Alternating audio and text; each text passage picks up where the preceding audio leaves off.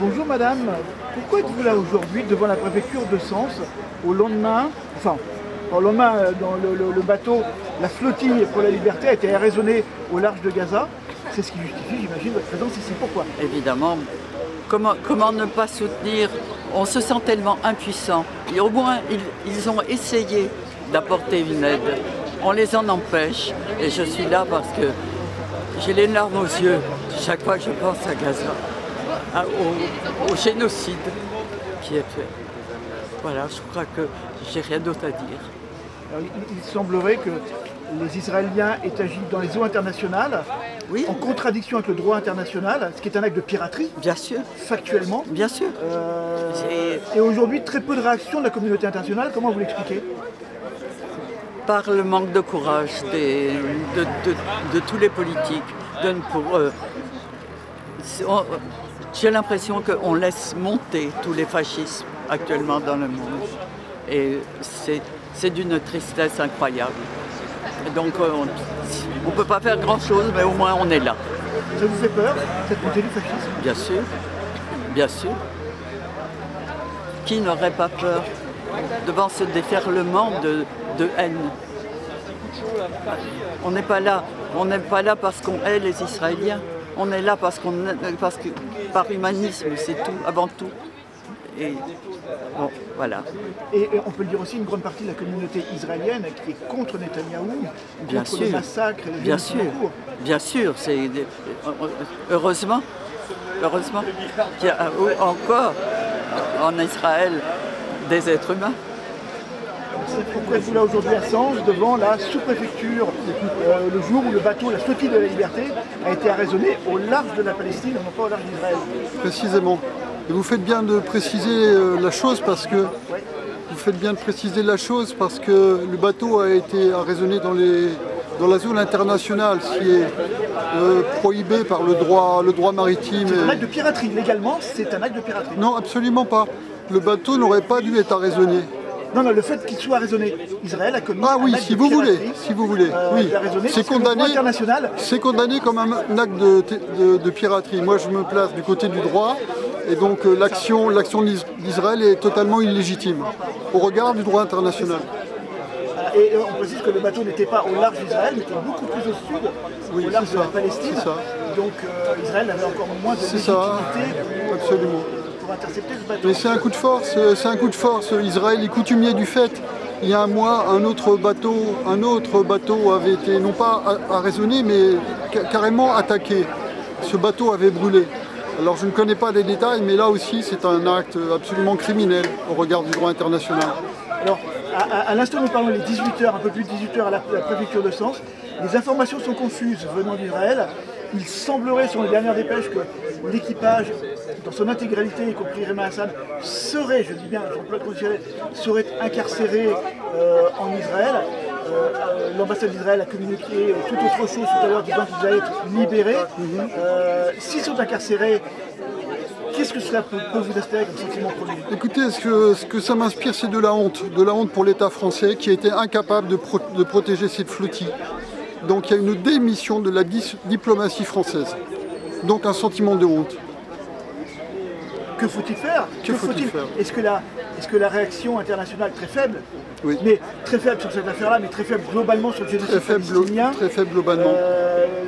La réaction internationale, les positions internationales doivent être changées. Les pays musulmans sont d'un silence absolu depuis cette affaire. Oui. Comment vous l'expliquez? Écoutez, là il faudrait développer sur la géopolitique et les luttes d'influence géopolitique qui mettent en jeu des intérêts économiques considérables. Alors c'est vrai que quasiment aucun État arabe n'a bougé, sauf de manière déclarative. L'Égypte, la Jordanie, le Maroc. Bon, ce sont des déclarations d'intention, mais ce n'est pas suivi des faits. Et c'est vraiment dommage pour le monde arabe, ou l'unité du monde arabe celle qui reste. Est-ce que vous pensez que cette action du bateau aura un effet peut avoir un effet, je ne vais pas dire de sensibilisation parce que le monde est au courant de ce qui se passe, mais peut peut-être déclencher des réactions politiques plus en avant, plus en amont que ce qu'elles sont actuellement. Alors je pense que l'action était... Enfin, je ne suis pas dans la tête de Rima Hassan, que par ailleurs j'admire beaucoup, mais je pense que l'action était dirigée avant tout pour les dirigeants français, qui sont d'une passivité confondante et à mon avis criminelle. Alors je crois que l'histoire et le droit jugeront. Je pense que le président Macron prépare une conférence d'ici une dizaine de jours, je crois, à l'ONU. Mais il a posé ses conditions, il me semble. Il n'est pas question de reconnaître toujours pas l'État de Palestine. Voilà, donc je ne pense pas que cette diplomatie française va être déterminante pour le drame qui se joue à Gaza tous les jours. Ce sont des gens bombardés, massacrés, affamés. Et c'est une honte pour la France. J'ai honte d'être français. Nous exprimons notre plus vive indignation suite à l'interception cette nuit par les autorités israéliennes du navire Freedom Flotilla transportant de l'aide humanitaire à destination de la population civile de Gaza, soumise à un blocus total depuis le 2 mars 2025. Au bord du navire se trouvaient 12 humanitaires et activistes pacifistes engagés dans une mission strictement civile et non violente. Parmi eux, l'eurodéputée française Rima Hassan et l'activiste climatique suédoise Greta Thunberg. Figures reconnues pour leur engagement en faveur des droits humains et de la justice internationale. Cette interception, opérée en dehors des eaux territoriales israéliennes, constitue une violation flagrante du droit international, notamment du droit maritime et du droit humanitaire.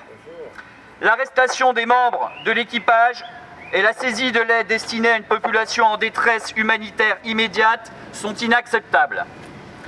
Nous appelons les États, l'Union européenne, les Nations unies et l'ensemble de la communauté internationale à condamner fermement cette arrestation illégale, exiger la libération immédiate et inconditionnelle de l'ensemble des membres de l'équipage, faire pression sur les autorités israéliennes pour qu'elles laissent passer sans entrave l'aide humanitaire vers Gaza, conformément au droit international.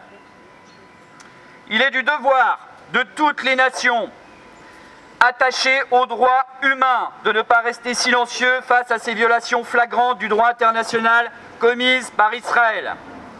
La solidarité n'est pas un crime. Libérez l'équipage de la Freedom Flotilla.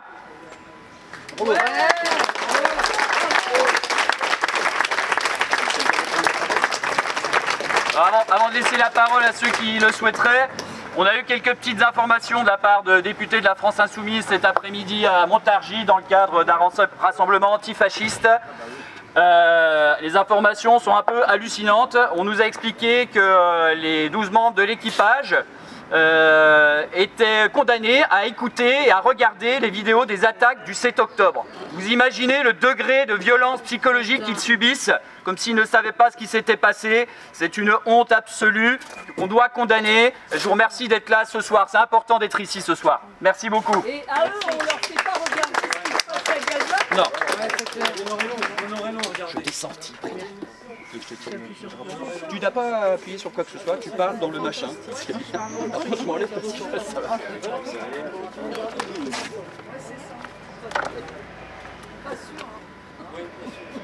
Encore une fois, Israël se moque des lois internationales.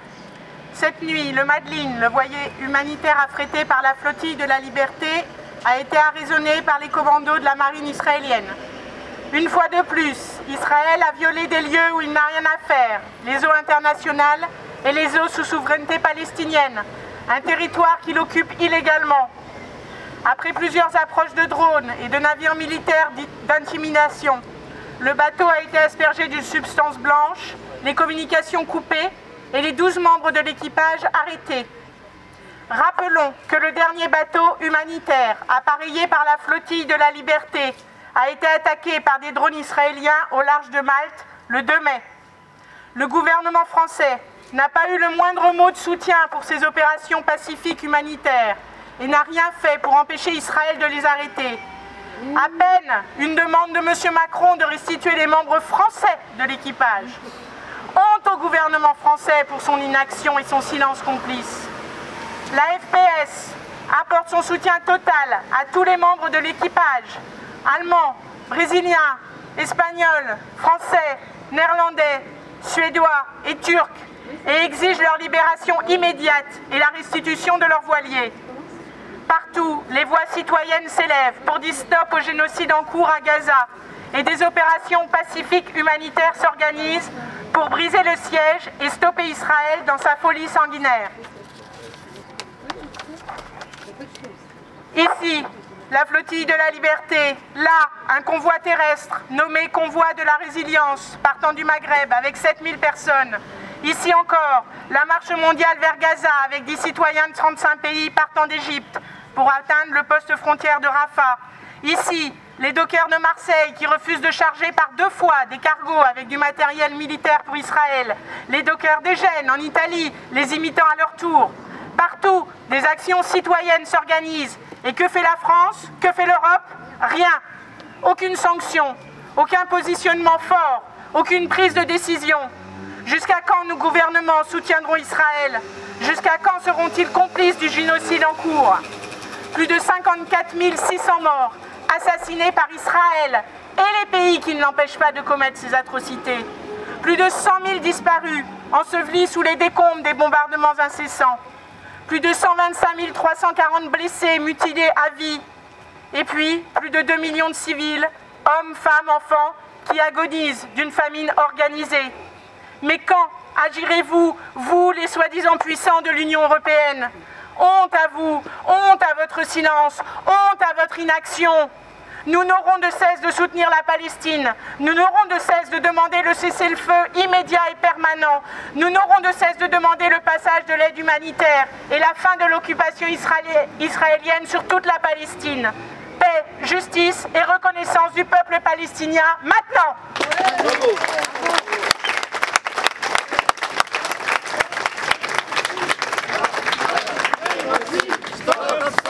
Génocide, stop, stop, génocide, stop, stop, génocide, stop, stop, génocide, stop, stop, génocide, stop, stop, génocide, stop, stop, génocide, stop, stop, génocide.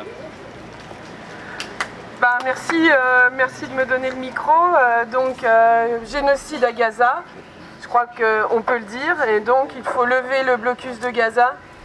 Il faut libérer la bande de Gaza, il faut libérer la Palestine. La Cour internationale de justice a dit qu'Israël devait se retirer de l'ensemble du territoire occupé. Le peuple palestinien à Gaza est en train de mourir. Combien de semaines durera-t-il encore? Survivra-t-il? Il faut forcer le passage de l'aide humanitaire, il faudrait une intervention d'humanité, une opération de maintien de la paix avec des forces, avec un emploi de la force possible pour faire passer l'aide humanitaire à Gaza. C'est donc vraiment scandaleux qu'il faille se reposer sur des militants avec de petits moyens, mais bravo à eux. Ils ont été arrêtés dans la haute mer par l'armée israélienne, ce qui est tout à fait illicite en droit international, puisqu'en droit international il y a une libre circulation en haute mer. Ils n'ont pas le droit d'arrêter ce navire. Et par ailleurs, ils ont arrêté les membres de l'équipage, les militants, les 12 militants se trouvant sur le navire, qu'ils ont transportés en Israël et qui se trouvent détenus de manière totalement irrégulière. Moi je crains, j'espère qu'ils seront vite libérés, mais je crains qu'ils ne subissent des traitements inhumains.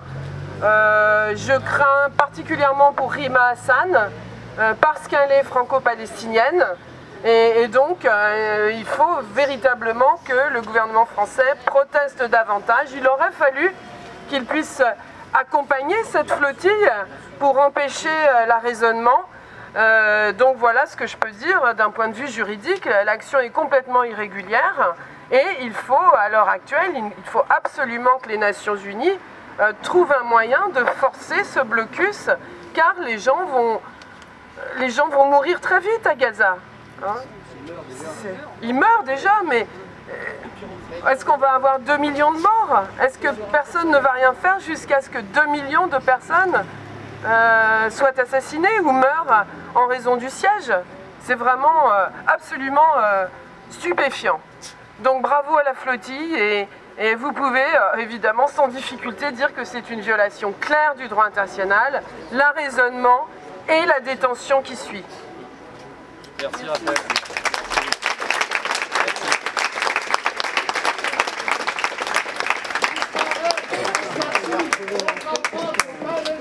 Israël assassine les enfants de Palestine. Israël assassine les enfants de Palestine. Israël assassine les enfants de Palestine. Israël assassine les enfants de Palestine. Israël assassine. Je vais certainement dire des choses qui ont déjà été dites et c'est normal parce que nous avons la même volonté commune. Donc forcément on a aussi les mêmes mots. Je parle évidemment pour le Parti communiste français. En tout cas ce sens, voilà, excusez-moi. Donc voilà, vous le savez, l'arraisonnement par l'armée israélienne du voilier Madeleine chargé d'aide humanitaire à destination de la bande de Gaza sous blocus et l'arrestation des 12 militants qui se trouvaient à son bord bafoue, ça vient être dit, le droit maritime et la liberté de venir en aide à un peuple qui subit un génocide. Sous nos yeux, dans les eaux internationales, l'armée israélienne a arraisonné le voilier Madeleine, affrété par la coalition de la flottille de la liberté, ce mouvement qui réunit de nombreuses ONG non violentes et qui tente depuis 15 ans de briser le blocus illégal de Gaza pour apporter l'aide humanitaire et espoir à un peuple martyrisé. La flottille de la liberté, avec son modeste voilier chargé de jus de fruits, de riz, de conserves et de fournitures pour enfants, n'est pas une provocation comme le prétendent les autorités israéliennes, c'est un cri d'humanité, un défi pacifique à un blocus et un génocide qui tue à petit feu.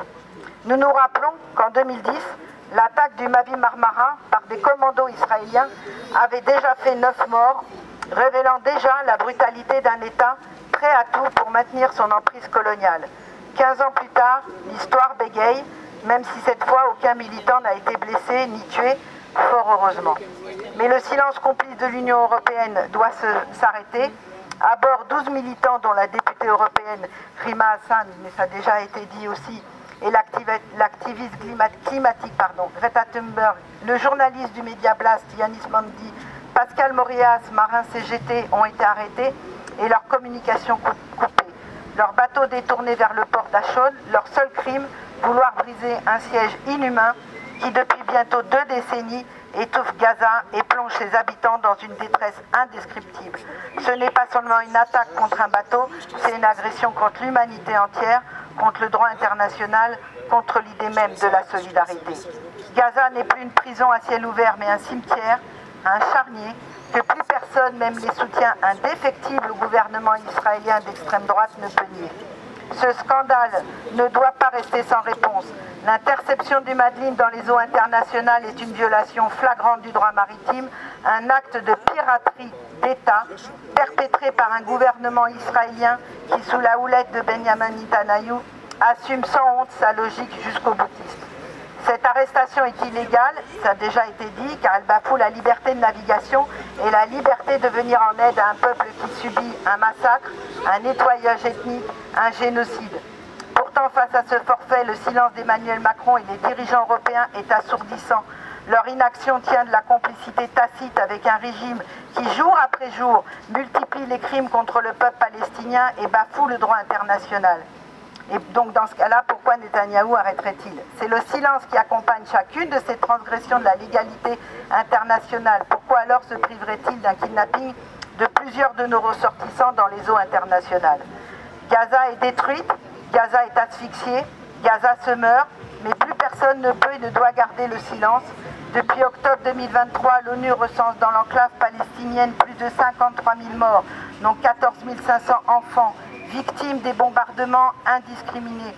Ce siège, qualifié d'illégal par de nombreux juristes, est une punition collective qui prive 2 millions de personnes d'accès à l'eau et à la nourriture, aux médicaments et à la dignité.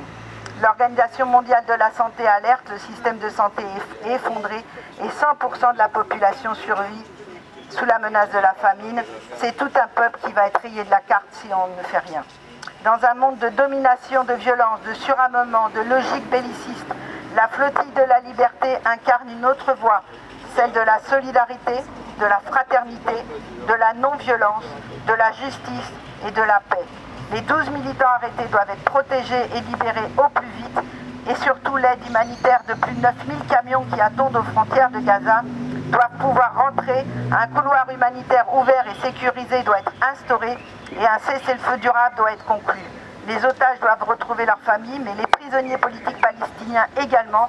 Et le 17 juin prochain, le silence devra se transformer en acte fort, que la France reconnaisse enfin l'État palestinien.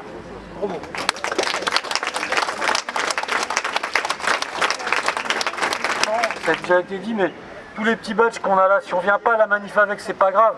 Mais dans la rue, ça peut être bien de les porter au quotidien. Et je pense que c'est même pas une question de courage, parce que moi, pour le porter au quotidien, je peux vous dire que ça attire plus de gens qui viennent et ça force l'échange, quoi. Parce qu'à un moment donné, on cherche l'invisibilisation. Et ce qui a été dit là précédemment, ce qui est grave, c'est qu'il y a eu beaucoup de morts, mais les gens, ils sont à bout de souffle. Donc là, il reste plus grand chose pour qu'il y en ait encore une plus grosse quantité qui tombe, quoi, je veux dire. Mais bon, voilà, je vais pas vous le dire à vous, vous êtes convaincus. Mais ce qu'il y a, c'est que je pense qu'au quotidien, il faut afficher, et puis voilà, quoi. Je veux dire, il faut pouvoir en parler autour de soi. Aujourd'hui, on peut encore en parler, quoi. Donc voilà. Merci. Ouais, libérez Gaza! Libérez Gaza! Libérez Gaza! Libérez Gaza! Libérez Gaza! Libérez Gaza! Libérez Gaza! Libérez Gaza! Libérez Gaza! Libérez Gaza! Vive Palestine! Vive Palestine! Vive Palestine! Enfants de Gaza, nous sommes tous des Palestiniens! Nous sommes tous des Palestiniens!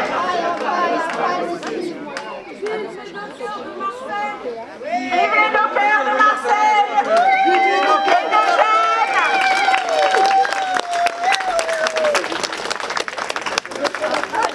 On est là,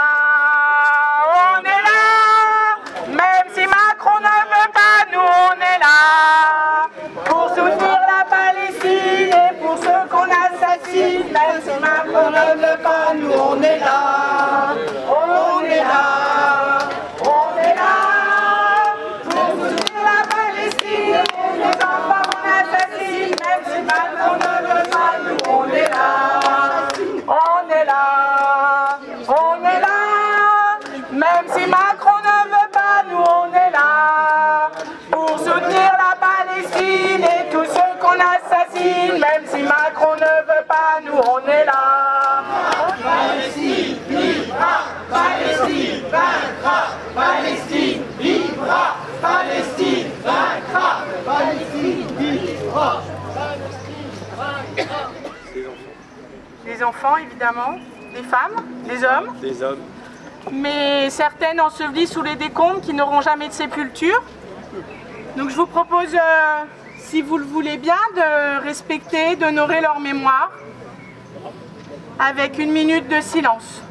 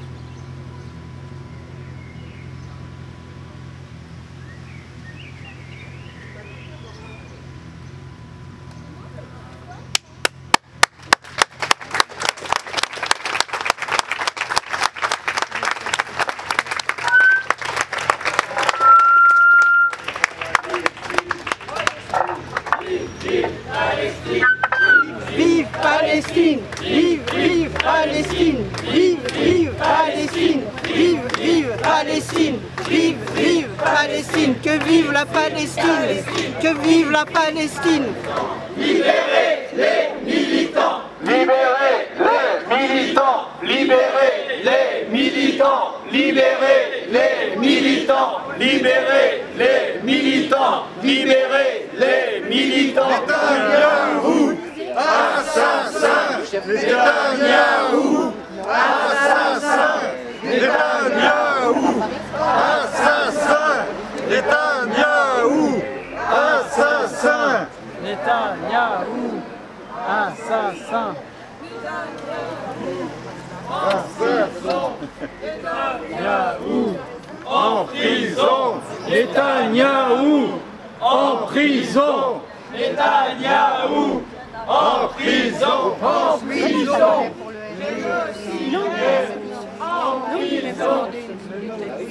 Sionistes, fascistes, la Palestine n'est pas à vous.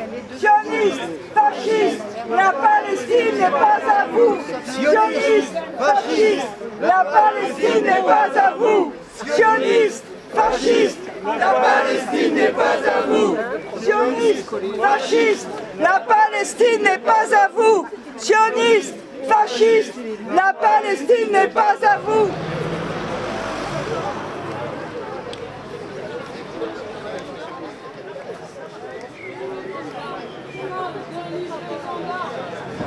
Je tiens ce soir une manifestation devant la préfecture de Sens.